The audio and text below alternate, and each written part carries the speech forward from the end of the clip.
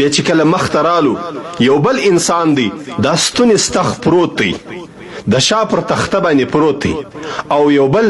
څوک هغه ورته ولاړ دی دا بیا یو انسان دی او یو فرشته یو ملکه ورته ولاړه ده او د دغې ملکې سره یو قسم کاږه وسپنې چې دې ته موږ په پښتو کې چنګک وایو چنګکان ورسره دي او دغه پراته انسان په خوله کې یو چنګه قربان کی دا خوله یې در څټه پورې ورڅري کی بیا په پزه کې دا چنګه قربان کی دا پزه یې در څټه پورې ورڅري کی بیا په سترګو کې دا چنګه قربان کی بیا دا سترګې در څټه پورې ورڅري کی دغه ملکه دغه انسان ودابل بغل تراسي ودابل طرف تراسي بیا هغه طرف داسې ورڅري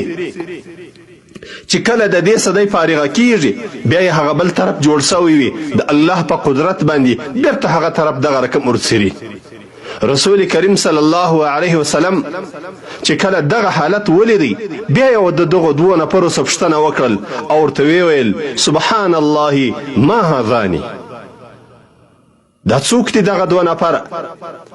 چې داسې سخت دغه یو نفر چې اصلا ملک او فرشته ده و دا بغل انسان ته چې ستونی ستخ پروت دی په دغه سخت عذاب باندې نیولی دی داسې سخت عذاب ورکوي دا څوک دی د دوی دوه پوښتنه کوي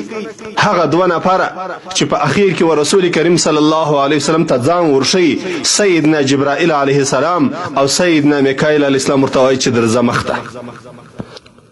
رسول کریم صلی الله علیه وسلم فرمایلی دي چې موږ ولاړو مخته چې مخته ولاړو یو تنور مو ولیدی یعنی د تنور په شکل باندې مو یو لوی کډی ولیدی چې خوله یې تنګه او نس یې ډیر پراخ او لوی و په دې کې یو قسم خاص قسم دوه غږه وه چې یو په زوره نارې او دویم زګروی چې کله موږ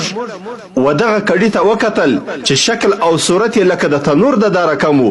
په دې کې نارینه پراته دي او زنانه پراته دي دغه نارینه او زنانه لس لس پراته دي او چې کله پر دوی باندې د لاندې طرفه د کښته طرفه د اور لوی او غټه لمبه راسي نو دغه انسانان راپورته کی او د دوی هغه چیغې او نارې زیاتې سي حتی د لمبه یې داسې راپورته کی چې نږدې ودیته چې دا خلک دي له دغه غاره له دغه کډي چې شکل او صورت یې د تنور دی له دې دې راوځي خو بیرته دغه اور کښته سي دغه انسانانو ورسره کښته سي د دغو انسانانو له سخت عذابه او تکلیفه او له ډیره زیاته درده د دوی په زړو د دوی د خولو څخه یو قسم د درد اوازونه راولاړیږي او پورته کیږي رسول کریم صلی الله علیه وسلم بیا و دغو دوو نفرو ته وویل قلت ما هؤلاء دا څوک دي دا کسان څوک دي دا نر او ښځه چې لڅ په دغه د اور په عذاب باندې مبتلا دي او الله تبارک وتعالی په دغه عذاب باندې اخته کړي دي وایي دغه دوه نفرو راته ویل انطلق رسول کریم صلی الله علیه وسلم فرمایلی دي فانطلقنا فاتینا علی نهر موږ ولاړو او موږ رالو داسې یو ځای ته چې نهر دی راوی وای چې زما دا خبره په یاد ده چې رسول کریم صلی الله علیه وسلم و فرمایل چې دغه نهر دغه واله چې لوی واله او غټه واله ده د تک سره ده لکه د وینو په شان باندې په دې کې چې کمی اوبه بهیږي یا په دې کې چې کمی اوبه دي هغه داسې دي لکه وینې او د دغه والې په مابین کې انسان دی دا په دغه واله کې او بازی کوي او لامبو وي د الله رسول صلی الله علیه وسلم دغه انسان په باره کې فرمایلی دي واذا في نهر رجل صابح يسبح واذا على شط نهر رجل قد جمع عنده حجاره كثيره وای په دغه نهر کې چې دغه نهر اولی چې کمی اوبه دي رنگ د وینو دی او په دې کې یو انسان لامبو وي یو انسان په دې کې اوبازي کوي خو دغه انسان چې په دې کې اوبازي کوي و دې ته بیا یو بل څوک ولاړ دی د دغه نهر پر څنډه باندې ورته ولاړ دی او د هغه سره لوی غټي غټي ډبرې ډېرې ډبرې ورسره پرتې دي او چې کله دغه لامبوزن دغه لامبو وهونکی دغه اوبازي کوونکی د دغه نهر و څنډې ته راسي نو خوله وازه کی چې کله خوله خلاصه کی وازه کی نو یو دغه د څنډې سړی دغه د څنډې چې کومه ملک او فرشته ده دا یو لویه ډبره د په خوله کې ورواچي دغه انسان بیا پر دا لامبو باندې شروع کوي د دغه انسان دغه عذاب دی ور باندې تیریږي حتی په یو روایت کې راځي رسول کریم صلی الله علیه وسلم د دغه انسان په باره کې فرمایلی دي چې یو انسان دی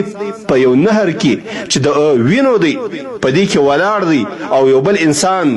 بیا د دې پر څنډه باندې ورته ولاړ دی یو بل څوک یو فرشته او ملک پر څنډه باندې ورته ولاړه ده چې کله دغه انسان د دغه نهر څخه د وتلو کوشش کوي او څنډې ته د نهر را نږدې سي هغه انسان سره ډېرې ډبرې پرتې دي او هغه په دغه خوله کې په ډبره باندې وولي چې کله په خوله کې په ډبره باندې وولي دی بیرته هغه ځای ته ورسي د نهر و مابینځ ته ورسي دغه انسان بیا کوشش کوي یو قسم لامبو وي چې دغه عذاب څخه ځان خلاص کړي خو چې کله د نهر و څنډې ته را رسیږي بیا هغه څوک چې د نهر پر څنډه باندې ولاړ دی چې په حقیقت کې هغه ملک او فرشته ده هغه بیا په یو لوی ډبره په داخله کې وولي په دغه عذاب باندې دغه انسان مبتلا دی د الله رسول صلی الله علیه وسلم بیا د دغه دوه پر څخه پوښتنه کړې ده قلت لهما ما هذان قال لي انطلق د الله رسول صلی الله علیه وسلم ته بیا وایي هغه سړی چې تا ولیدی چې د خوله یې څیرله در څټه پوري او پزه یې ورڅیرله در څټه پوري د سترګې ورڅرلې در څټه پوري دا هغه انسان دی چې دی به سهار له کوره راووتی او درواغ به خلکو ته وویل او دغه درواغ به د دنیا در کنجو ورسېدل د دنیا در یو بل سره به د درواغ ورسېدل د به درواغ ویل خلکو به شیروله او عاموله به لکه زموږ په زمانه کې چې خلک پر انټرنیټ باندې درواغ وایي او ټوله دنیا د دغه درواغو څخه ډکه سي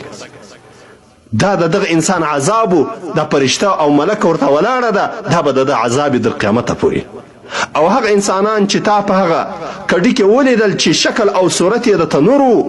او په دې کې دوی پراته وه او الله جل جلاله په دې عذاب باندې نیولې وه د دوی لوی چیغې او زګروي شروع وه د ډېره درد او تکلیفه دا هغه انسانان دي دا هغه ستا امتیان دي چې دوی زناکاره دي یعنی زناکاره خلک او زناکاره ښځې دي او هغه انسان چې بیا تا ولیدی چې دی په یو نهر کې ولاړ دی او بل سړی په ډبرو باندې ولي یا په خوله کې لوی ډبرې ورږدي دا هغه انسان دی چې په دنیا کې بې سود کوي دا سودخوره دی الله جل جلاله په